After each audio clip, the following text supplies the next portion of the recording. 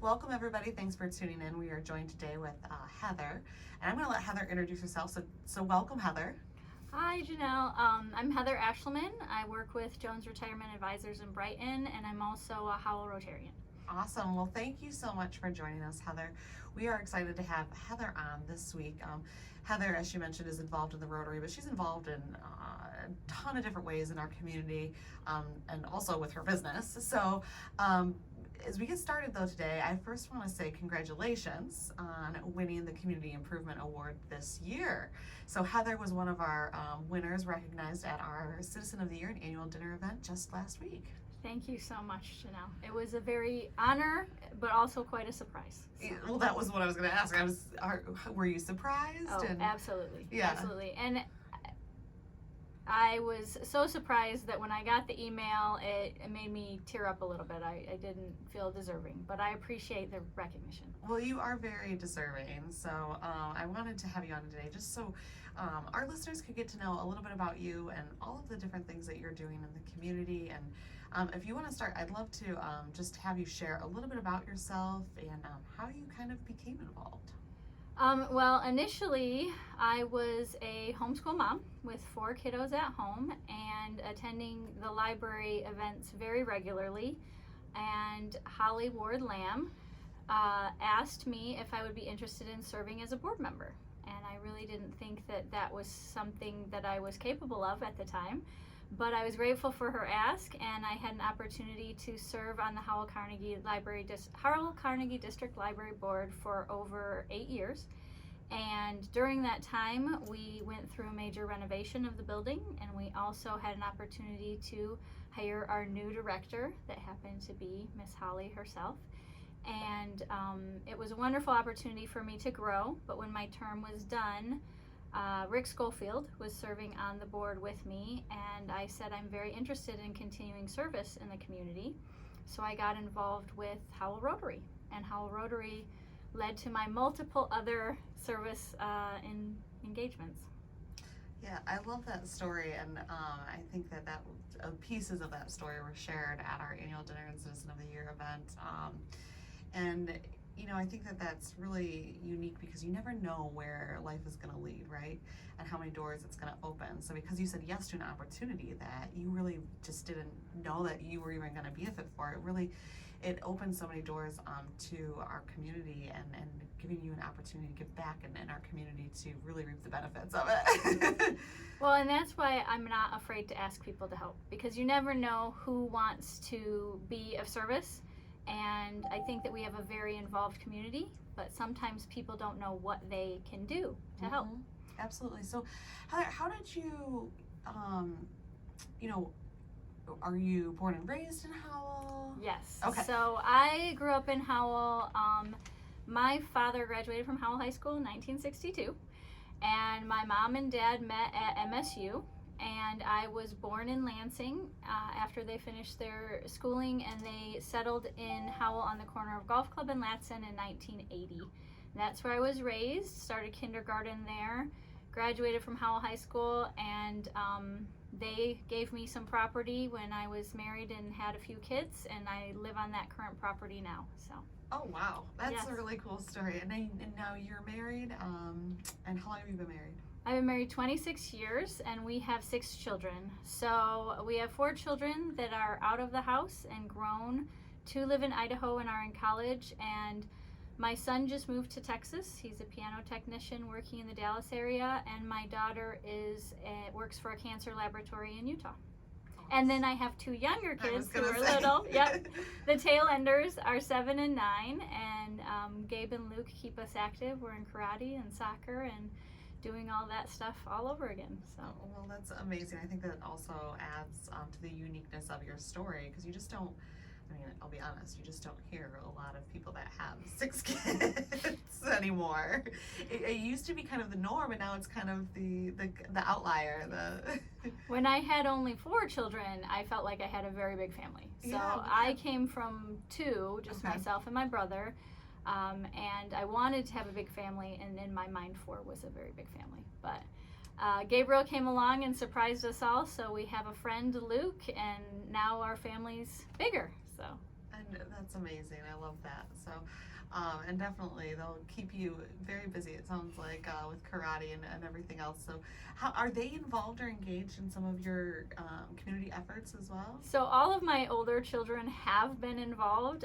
My 23-year-old daughter in Utah has already looked into joining the Rotary in Provo. So, but they have all been at library events. My 21-year-old daughter served at some gala events, the black tie or red tie event for Salvation Army. She helped with some Habitat for Humanity build projects. And she even in her high school years would call up her friends and say, "This is the most fun you'll ever have. Just come with me and my mom and we'll do a build project." So it was nice when I felt like I could bring this team with me. It wasn't just me volunteering, but it was a team of adolescents. So I'm hopeful when my younger kids get a little older that we'll continue to do the same. Absolutely, and I'm sure those organizations that you volunteered for too really appreciate it. Yes. One phone call and you could have a small little team Army. that you got there. Yeah, exactly, exactly. Well, that's really amazing, and I was hoping that too you could share just a little bit more about through Rotary some of the different pieces of community service that you've been able to get engaged in, and when did you become a member of Rotary? I became a member of Rotary about 5 years ago, and I just wanted to do everything. I was super excited. So Brent Earl got me involved with the Ulsa's Walk for Warmth, where they have a walk around the old Heartland High School, Heartland Community Building, to raise funds for those who can't keep their heat on during the winter in Michigan, which is very essential. So I helped work with that committee. That's where I met Mike Murphy and some other people in the community. Then Jake Andrews got me involved with Habitat for Humanity fundraising gala, and that's when I started doing a lot of the build projects as well, because that's really when I have the most fun. Committees are fun and they're needed, and fundraising is needed, but I would rather be working on a project and in my grubby clothes. Yeah. When I posted some of my pictures for the event on Thursday, I looked at myself and I'm like, no hair, no makeup, my hair's pulled back in a ponytail, I'm in grubby clothes, but like that's really what I love to do. I dress up every day as a financial advisor, but it's fun on the weekends to just get dirty and muddy. No, that's well, it's definitely appreciated, and you can definitely see the community improvement aspect of this award. It shines through in the different things that you've been involved and engaged in, and now you were also Rotary President for some time as well. I became Rotary President in July of 2020, and this is the funny story I like to tell people. In March of 2020, when COVID hit, and close friend Karen Swiskowski was the current president at the time, I thought, oh my goodness, I support you as the incoming president-elect, but you are the president, and I'm so glad it's going to be over by the time I get to be president. And the reality was my entire presidency was battling with whether we could meet in person, whether we couldn't. It was nice in the summer. We started meeting in person regularly, but then when it got cold and COVID restrictions were still in place, we continued to do Zoom calls. And it was interesting trying to arrange speakers, and sometimes we were able to get speakers even internationally because we had the opportunity through Zoom to bring in people that way. So it has given us more expansive ways to learn and grow through Rotary, but also the best part of Rotary is sitting and networking and being with friends. So yeah, which actually we just came from a Rotary meeting, and it was so amazing to see how many people were there in person, because we just haven't had that many people in some time. It's been building. It is building, and it's so nice. So I am in charge of organizing the food for Rotary, and I've been very careful to make sure everyone gets a meal. So I will call the caterer every week and say, up at 5. Last week I upped at 10. So, and we only had 3 meals left at the end of the day today. That's so amazing. We had 7 extra people. So that's so great. And I have to commend you for just doing an amazing job navigating that whole COVID experience, because again, just a tremendous testament to your leadership and the things that you do in our community, because it could not have been easy to manage all of that, and it's so important. I think it was really important for a lot of people to stay connected and engaged in community when we just really didn't have that same sense of being with people? One of the things I liked about being president during COVID was that as things changed, I know that we have a different demographic of people. So sending an email can work for most people, but I preferred phone calls as well, or texts. And so our group of Rotarians, I would take a Saturday and reach out to every single one and give them a call and say hello and see how they were doing, and say, this meeting is on Zoom, or we've gone back to in person for this week and we're seeing how that works.